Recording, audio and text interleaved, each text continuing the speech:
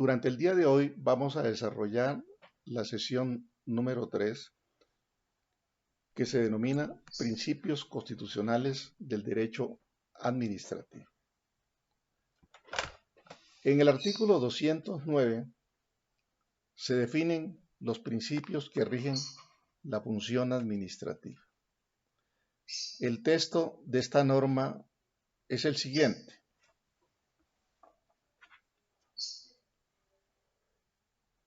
La función administrativa está al servicio de los intereses generales y se desarrolla con fundamento en los principios de igualdad, moralidad, eficacia, economía, celeridad, imparcialidad y publicidad mediante la descentralización, la delegación y la desconcentración de funciones.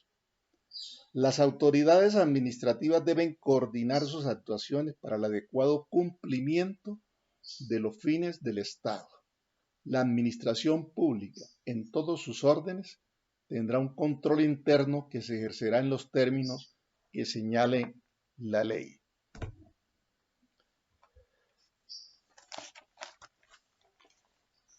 Al leer la mencionada disposición, uno se pregunta si pueden considerarse los principios de la función administrativa como principios constitucionales del derecho administrativo. La respuesta es afirmativa por las siguientes razones.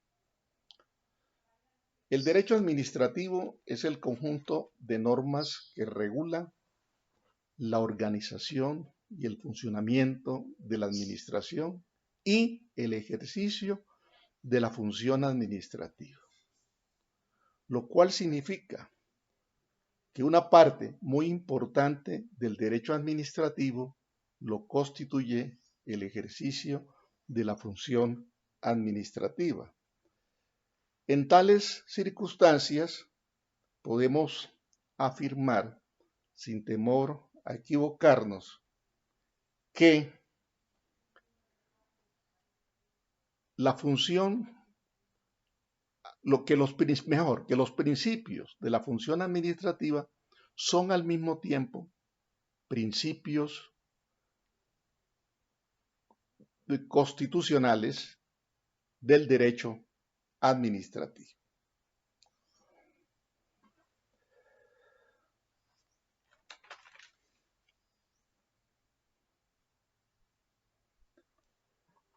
Otra cuestión a considerar: si las otras funciones del Estado, tanto las tradicionales, la función ejecutiva y la función judicial, como las demás sujetas a dicha preceptiva, pueden considerarse que también están sometidas a esos principios. Yo creo que sí, porque desde el punto de vista sustantivo, tales principios buscan finalidades valiosas desde el punto de vista constitucional en lo relativo al buen funcionamiento del Estado.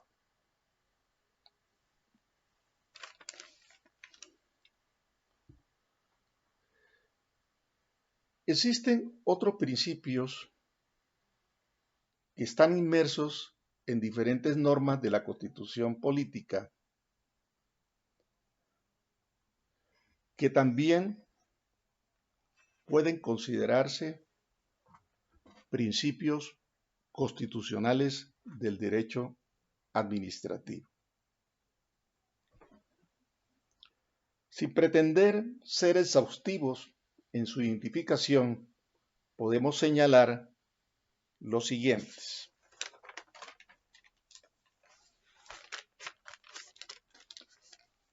El principio de la legalidad o de la legitimidad de las actuaciones y decisiones de la administración. Este principio lo explico de la siguiente manera. Los órganos del Estado, que son titulares del poder público, ejercen unas funciones que están predeterminadas en la Constitución y son desarrolladas por el legislador. Pues bien, todos los órganos del Estado, incluyendo la rama ejecutiva y dentro de esta la administración, deben actuar, deben realizar sus diferentes intervenciones apegados al texto del ordenamiento jurídico.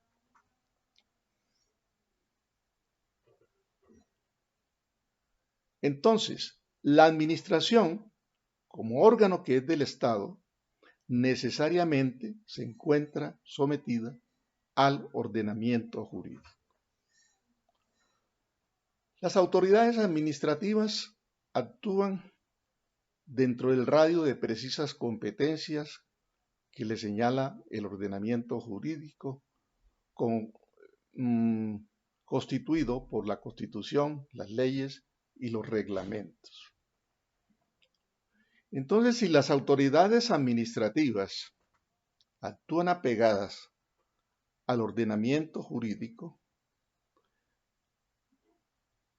hay que presumir que el ejercicio de esas competencias es válido, al igual que sus decisiones. Por lo tanto, hay que presumir la legalidad tanto de las actuaciones como de las decisiones de la administración.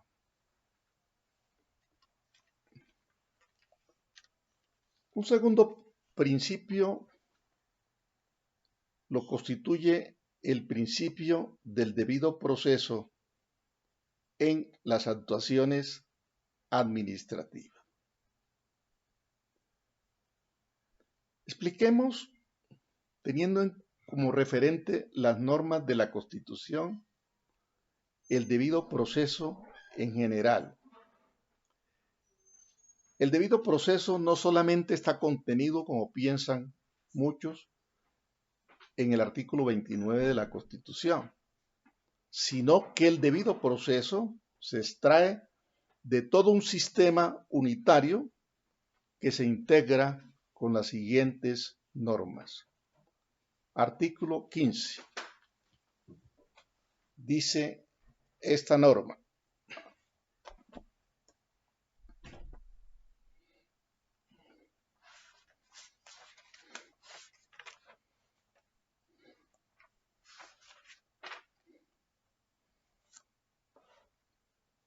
todas las personas tienen derecho a su intimidad personal y familiar y a su buen nombre, y el Estado debe respetarlos y hacerlos respetar. De igual modo, tienen derecho a conocer, actualizar y rectificar las informaciones que se hayan recogido sobre ellas en bancos de datos y en archivos de entidades públicas y privadas. En la recolección, tratamiento y circulación de datos se respetarán la libertad y demás garantías consagradas en la Constitución. La correspondencia y demás formas de comunicación privada son inviolables. Solo pueden ser interceptadas o registradas mediante orden judicial en los casos y con las formalidades que establezca la ley. Para efectos tributarios o judiciales, y para los casos de inspección, vigilancia e intervención del Estado, podrá exigirse la presentación de libros de contabilidad y demás documentos privados en los términos que señale la ley.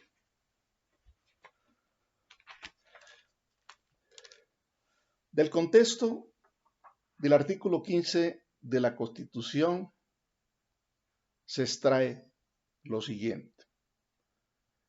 Esta norma consagra el llamado habeas data, o sea, el derecho al dato, el derecho que tiene toda persona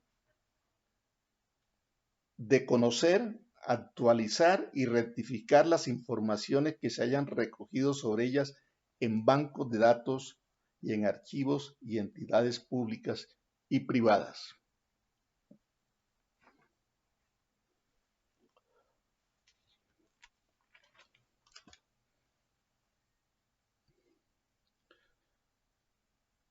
En otra disposición del mismo artículo 15 se consagra la inviolabilidad de la correspondencia y la posibilidad de la exhibición o presentación de libros de contabilidad y demás documentos privados. Pero, según el artículo 15, la correspondencia y la comunicación privada son inviolables, lo cual implica que solamente podrán ser interceptadas y registradas mediante orden judicial y con las formalidades que determine la ley. También esta norma tiene un alcance mayor en el sentido de que se puede permitir la presentación, o exigir mejor, la presentación de libros de contabilidad y demás documentos privados para los casos de inspección, vigilancia e intervención del Estado.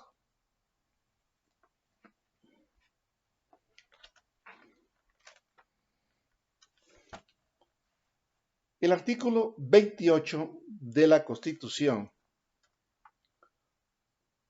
se refiere a la protección de la libertad. Dice esta norma: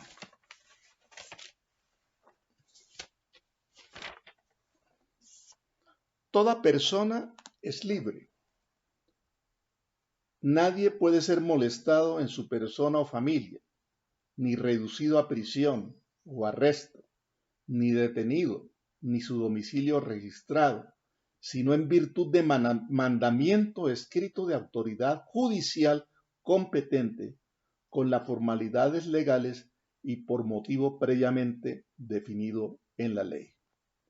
La persona detenida preventivamente será puesta a disposición del juez competente dentro de las 36 horas siguientes para que éste adopte la decisión correspondiente en el término que establezca la ley. En ningún caso podrá haber detención, prisión ni arresto por deudas ni penas y medidas de seguridad imprescriptibles.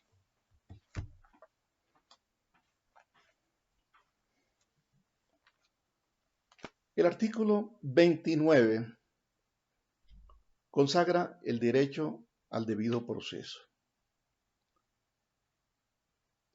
Y dado el contenido sustancial de tal disposición, podemos decir que la preceptiva contenida en dicha norma, de modo general, se aplica a todas las ramas del derecho.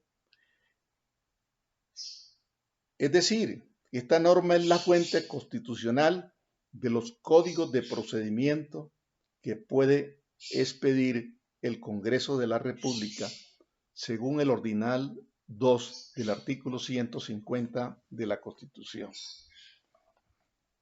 Esta norma señala, corresponde al Congreso, artículo 150, numeral 2.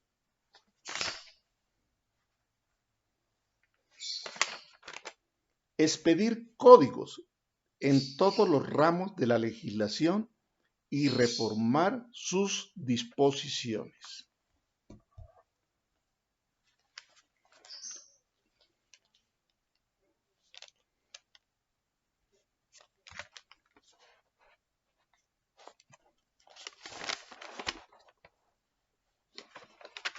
El artículo 30 de la Constitución consagra el derecho al habeas corpus.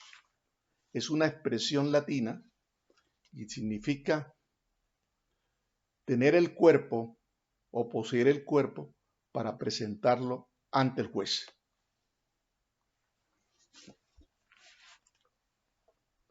Dice esta norma: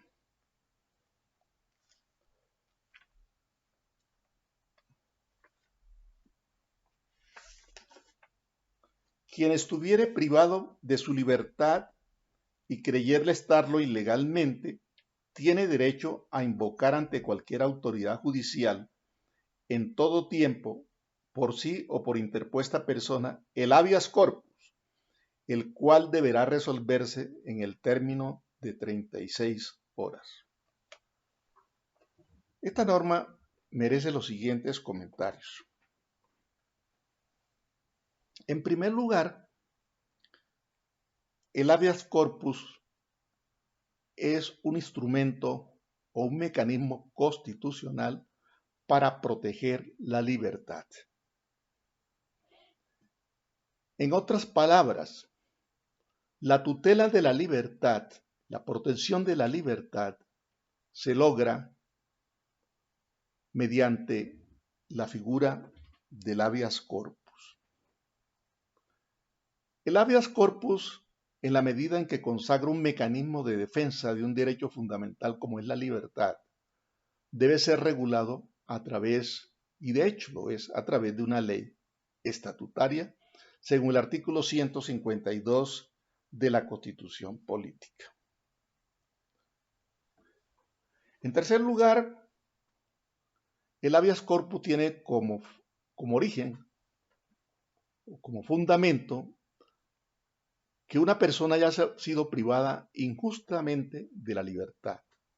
Por lo tanto, el juez que conozca de este recurso de habeas corpus debe examinar cuidadosamente la actuación para arribar a la conclusión de que se ha violado o no se ha violado el derecho a la libertad. Es decir, que a través de esta acción se puede revisar la actuación judicial desarrollada por el juez o la autoridad que lleva el proceso.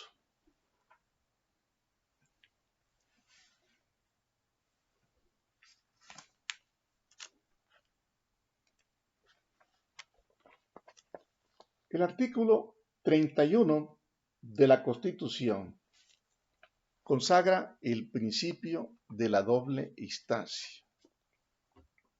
Dice esta norma: toda sentencia judicial podrá, subrayo, ser apelada o consultada, salvo las excepciones que consagre la ley. El superior no podrá agravar la pena impuesta cuando el condenado sea apelante único. Esta norma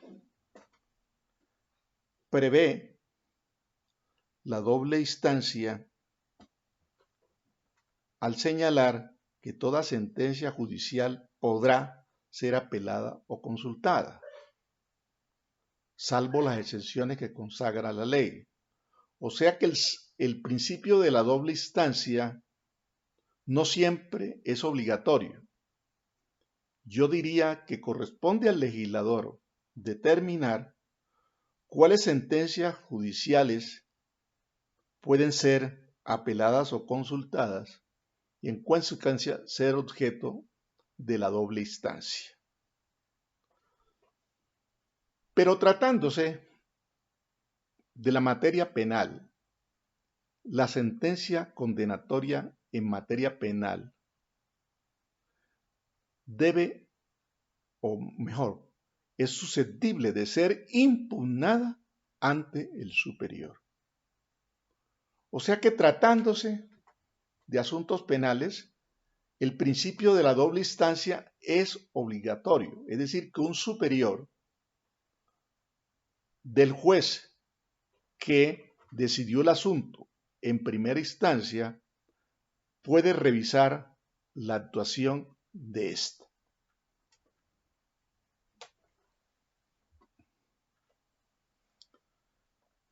El artículo 32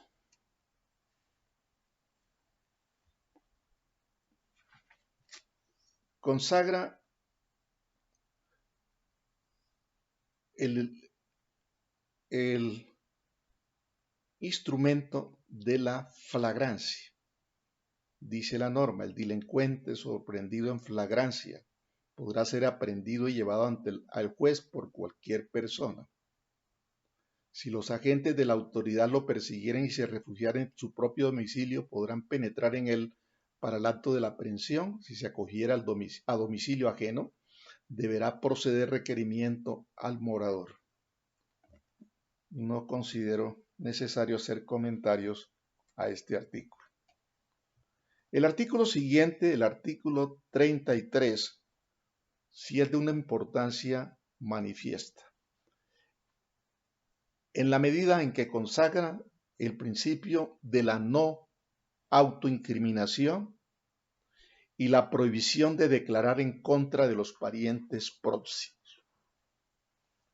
En efecto, señala la norma, nadie podrá ser obligado a declarar contra sí mismo o contra su cónyuge, compañero permanente o parientes dentro del cuarto grado de consanguinidad, segundo de afinidad o primero civil.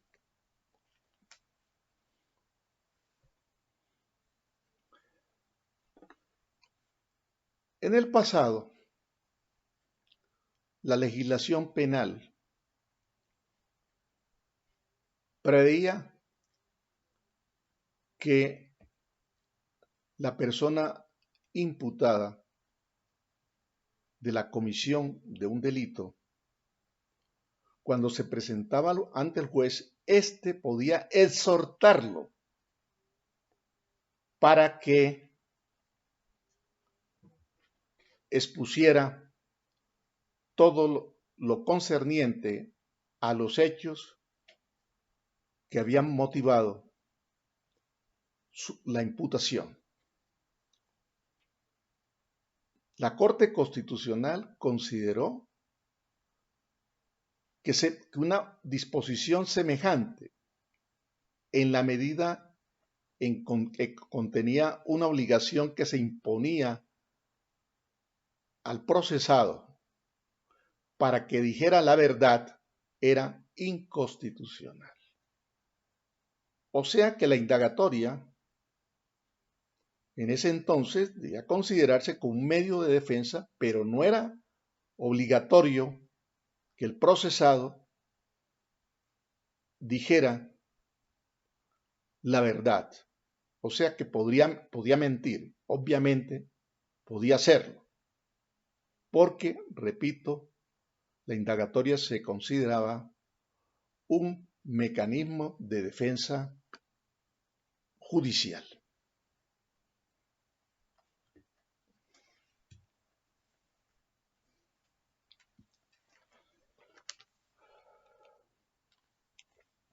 En el artículo 34 de la Constitución Política se consagra que están prohibidas las penas de destierro, prisión perpetua y confiscación. Pero se exceptúa de esta última la llamada extinción del dominio. La extinción del dominio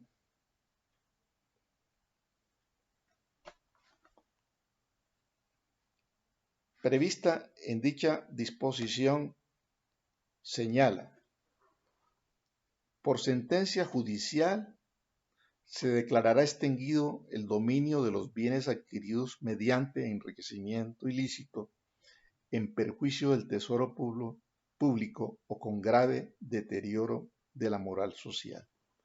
Es de notar que la extinción del dominio no es una figura que haya nacido con la Constitución de 1991. En materia agraria era posible la declaración administrativa de extinción del dominio cuando el titular del dominio, o sea, el propietario, no adelantaba una explotación económica con los mínimos requeridos por la ley.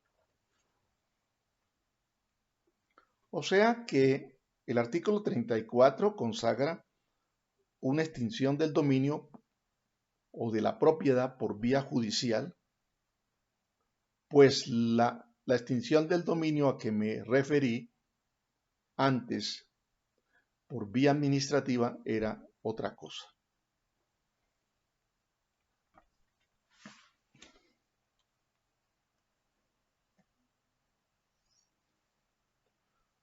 En el artículo 35 de la Constitución se restableció la extradición que había sido prohibida por la Asamblea Constituyente que aprobó la Constitución de 1991.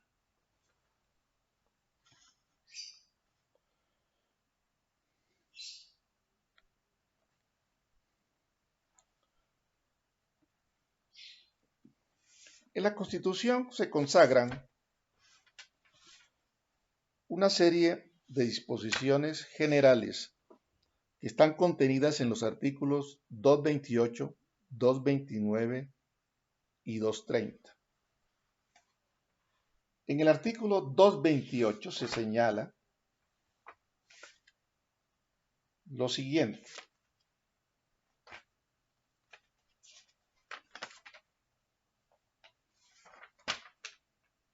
La administración de justicia es función pública, sus decisiones son independientes, las actuaciones serán públicas y permanentes con las excepciones que establezca la ley y en ellas prevalecerá el derecho sustancial. Los términos procesales se observarán con diligencia y su incumplimiento será sancionado. Su funcionamiento será desconcentrado y autónomo.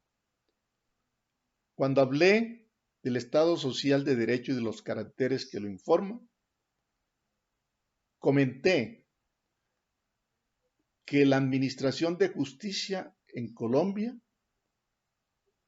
aun cuando tenía fundamento en la fórmula según la cual los jueces administraban justicia en nombre de la República y por autoridad de la ley, tenía un funcionamiento desconcentrado y autónomo. O sea que diferentes órganos y autoridades ejercen la administración de justicia, pero para lograr la eficacia y la eficiencia en su funcionamiento, se permite que ella sea desconcentrada y autónoma. En el artículo 229 de la Constitución se garantiza el derecho de toda persona para acceder a la administración de justicia. La ley indicará en qué casos podrá hacerlo sin la representación de abogado. La garantía del acceso a la administración de justicia es un elemento consustancial del derecho al debido proceso. El acceso a la administración de justicia implica el derecho que tiene toda persona para realizar todos los actos de postulación requeridos para someter a la consideración de los jueces la solución de un asunto determinado y de obtener una pronta resolución, es decir, una sentencia que resuelva en el fondo del asunto y además tiene derecho a que la sentencia respectiva sea cumplida. O sea que no basta con que el juez emita una sentencia si al mismo tiempo no arbitra los mecanismos necesarios para que la sentencia se cumpla.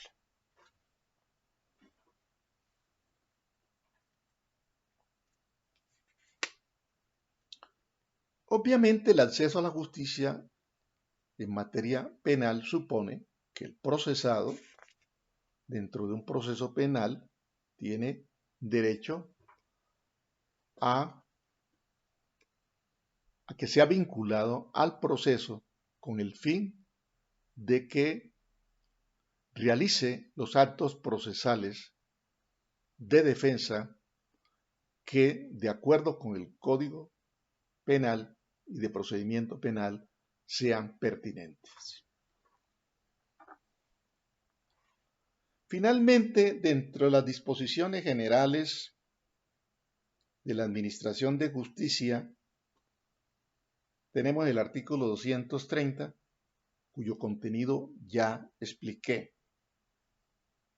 Según esta norma, los jueces en sus providencias solo están sometidos al imperio de la ley. La Corte Constitucional, como lo dije en su oportunidad, dijo que hay que entenderse que los jueces en sus providencias están sometidos al imperio del derecho, que está contenido no solamente en la ley, sino también en la Constitución y en la costumbre. Y que al lado de esos principios generales,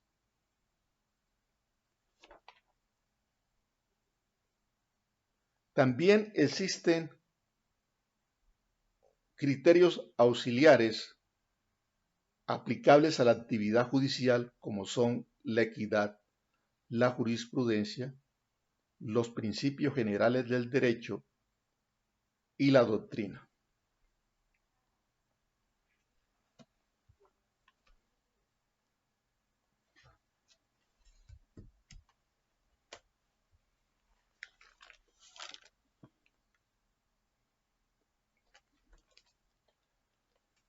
Hechas las anteriores precisiones, vamos a determinar cómo está configurado o estructurado el debido proceso en las actuaciones administrativas.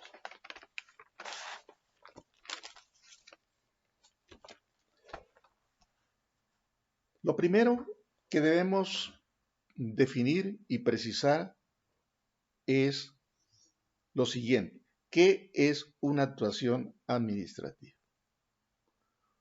Podemos decir que una actuación administrativa es el conjunto de etapas procesales diseñadas por el legislador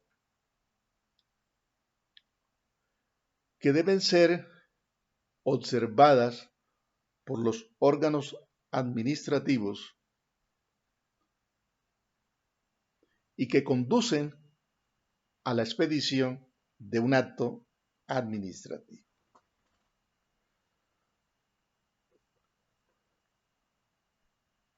Un autor que escribió un librito que se denomina El espíritu del derecho administrativo, que fue consejero de Estado,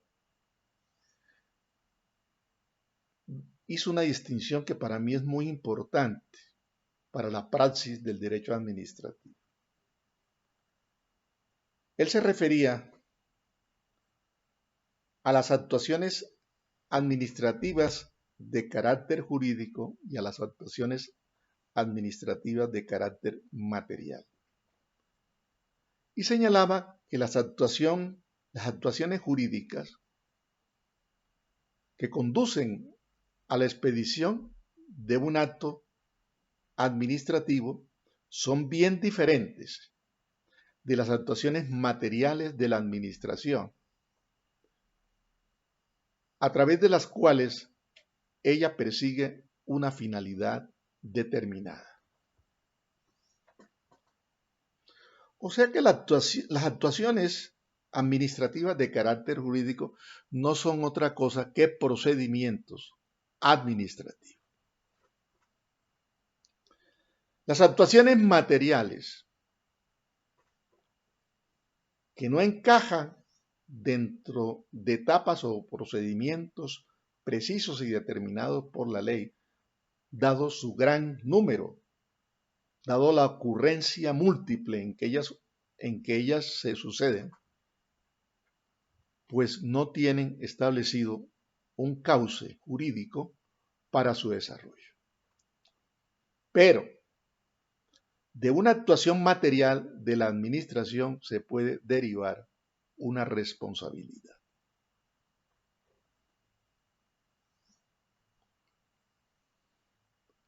Responsabilidad que se deduce a través de una reparación directa de perjuicios.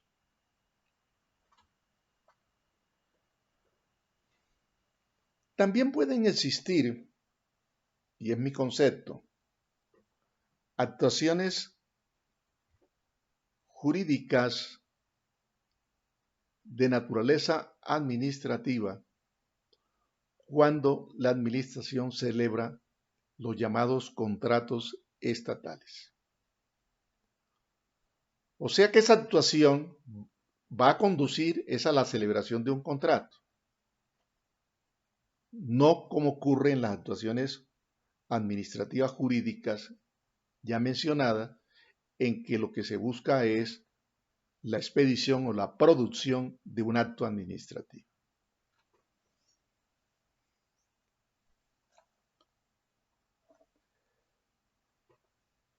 Vale la pena señalar que así como el proceso, compuesto por diferentes etapas procesales, conduce a la expedición de una sentencia por el órgano judicial, el resultado o la consecuencia de una actuación administrativa de carácter jurídico es la expedición de un acto administrativo.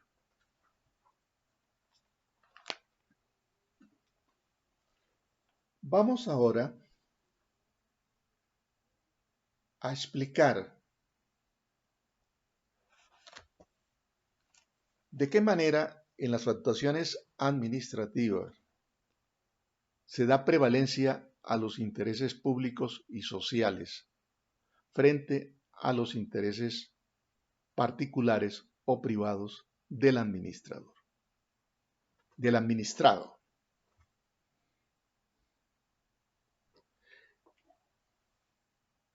En la actuación administrativa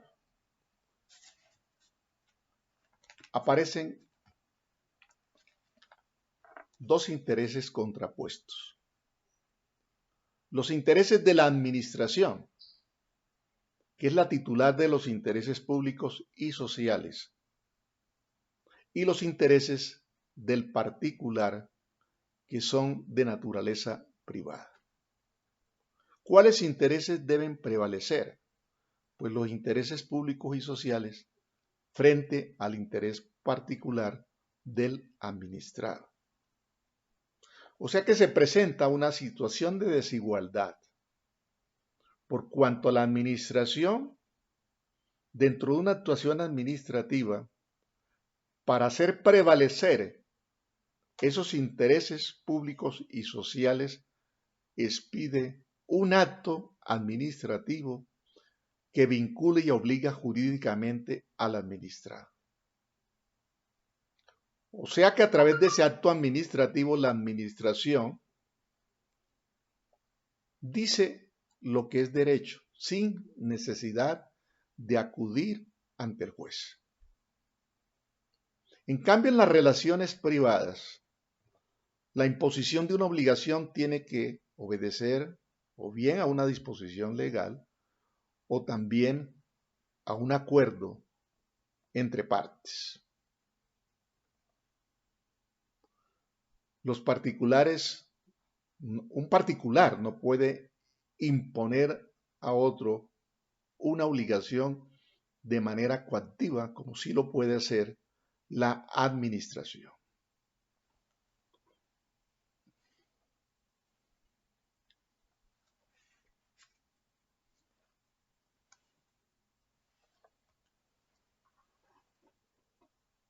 Podríamos agregar que dentro de la actuación administrativa surtida entre la administración y el particular,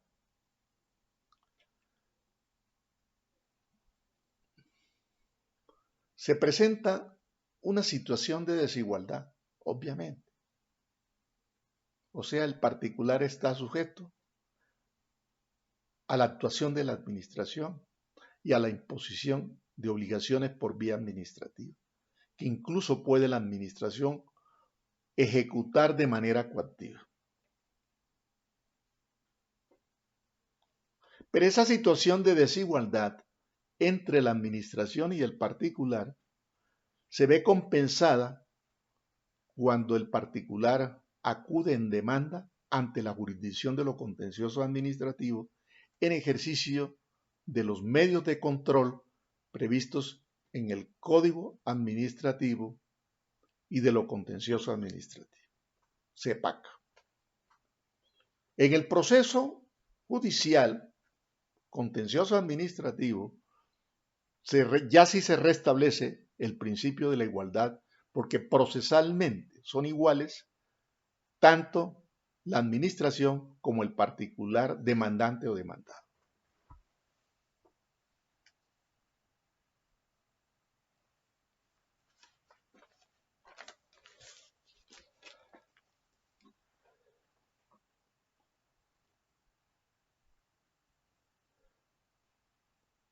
Hechas las anteriores consideraciones, procede ahora a identificar cuáles son los caracteres que identifican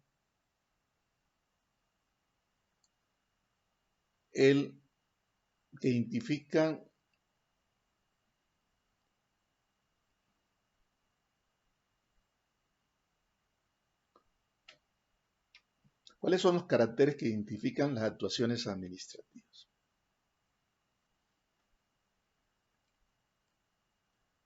En primer lugar, tenemos el órgano competente. El órgano competente, como su nombre lo indica, es el órgano al cual el ordenamiento jurídico, la Constitución, la ley o el reglamento han atribuido la competencia para adelantar la actuación administrativa. Es decir, que el órgano competente viene a ser el equivalente al llamado juez natural en las actuaciones judiciales. Como segunda característica del derecho al debido proceso en las actuaciones administrativas, señalo el establecimiento de formalidades y formas que deben respetarse, tanto por la administración como por el administrado. Esas formas y formalidades, o mejor, esas formalidades y formas, están determinadas en la ley y comprenden el derecho del administrado de ser vinculado a toda actuación administrativa que se adelante en su contra.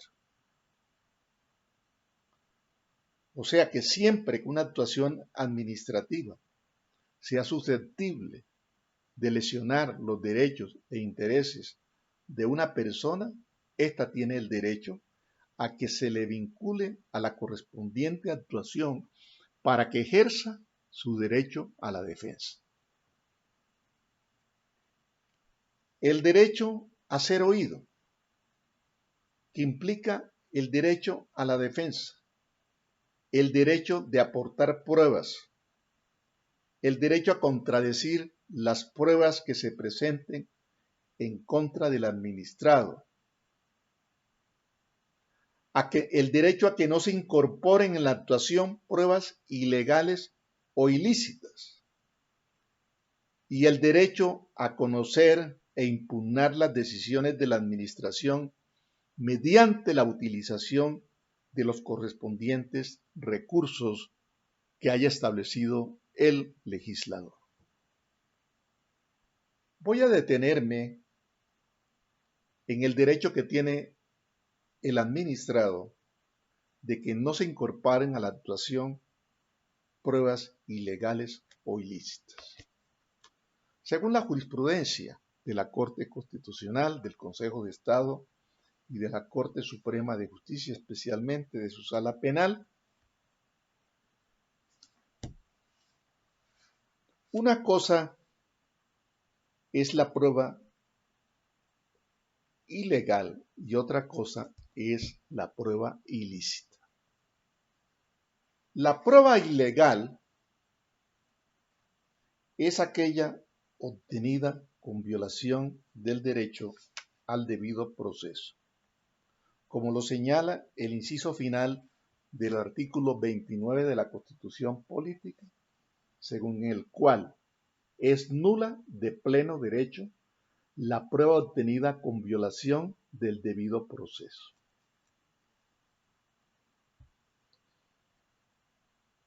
La prueba ilícita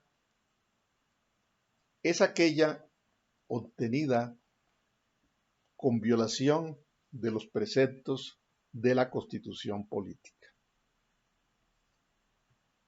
Es decir, que cuando quiera que al producirse una prueba se transgreda o se violente un derecho fundamental de la persona, esa prueba se torna en una prueba ilícita.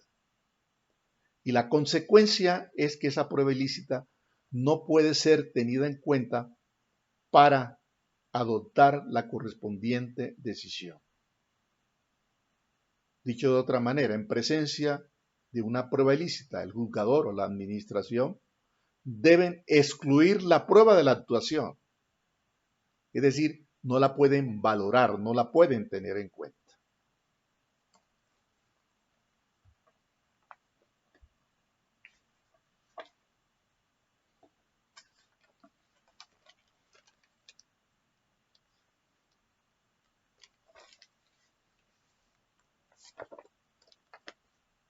Otra característica, la número 3, es que en las actuaciones administrativas se deben observar los principios que rigen la función administrativa según el artículo 209 de la Constitución Política, todos los cuales apuntan a los derechos del administrado que deben ser tenidos en cuenta al adoptarse, es decir, durante el trámite administrativo y en el momento en que se adopta la decisión.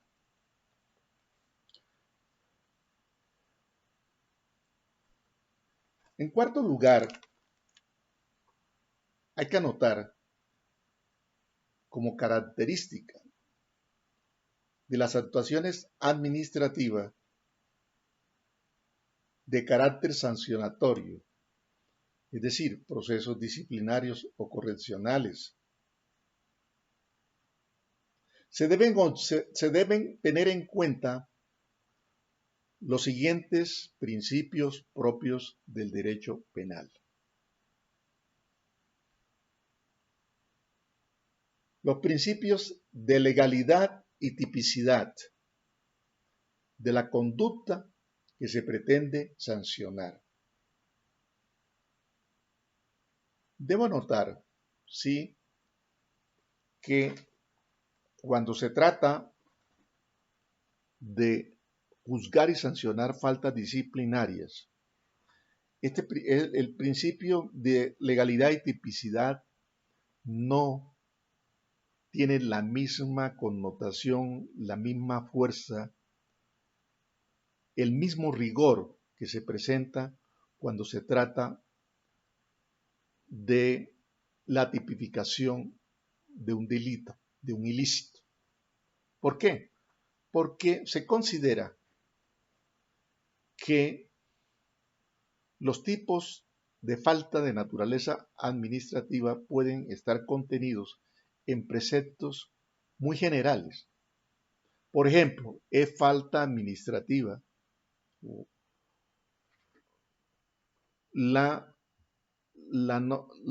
es decir, el irrespeto a la Constitución, a las leyes y a los reglamentos.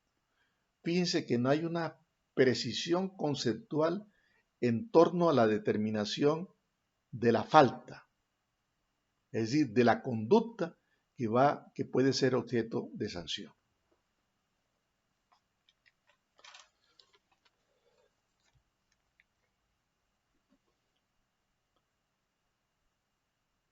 También en las actuaciones administrativas de carácter sancionatorio opera el principio de la no retroactividad en la aplicación de las normas que configuran conductas sancionables. Es decir, que es necesario, como lo observa el artículo 29 de la Constitución Política, aplicar las normas preexistentes al acto que se le impute. Es decir, no cabe la retroactividad ni en materia penal ni en materia administrativa sancionadora. El principio de favorabilidad, conocido por todos a ustedes, según el cual la norma restrictiva o desfavorable, la norma posterior que sea favorable se aplica en lugar de la restrictiva o desfavorable. El principio de la presunción de inocencia. Toda persona se presume inocente mientras no sea declarado culpable. El principio del non bis in idem, que traduce no dos veces de la misma cosa, según el cual cuando una persona ha sido sancionado por una falta administrativa, no es posible que se le vuelva a sancionar por la misma falta, ni tampoco cuando ha sido exonerado de la falta. Sin embargo, en tratándose del derecho sancionatorio de carácter administrativo, la cuestión opera de una manera muy diversa. ¿Por qué? Porque las sanciones en materia administrativa pueden ser acumulables, o sea, la responsabilidad se puede deducir de diferentes ángulos. En efecto, una persona puede ser declarada responsable desde el punto de vista penal en cuanto haya infringido una norma o una norma de carácter penal, desde el punto de vista disciplinario. Y también se le puede exigir responsabilidad de tipo fiscal por el manejo irregular de bienes y recursos públicos. Dicho reiterativamente, las sanciones en materia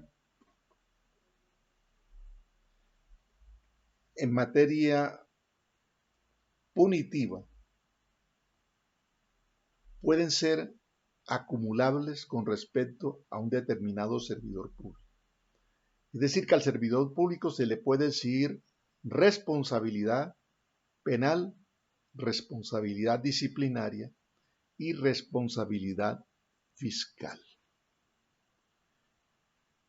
¿Y por qué ello es así? Simplemente porque son diferentes los bienes jurídicos que han sido afectados. Pues en el ilícito penal son bienes jurídicos que merecen una protección superior en cuanto se vinculan con la violación de derechos fundamentales o derechos que merecen una especial protección del Estado.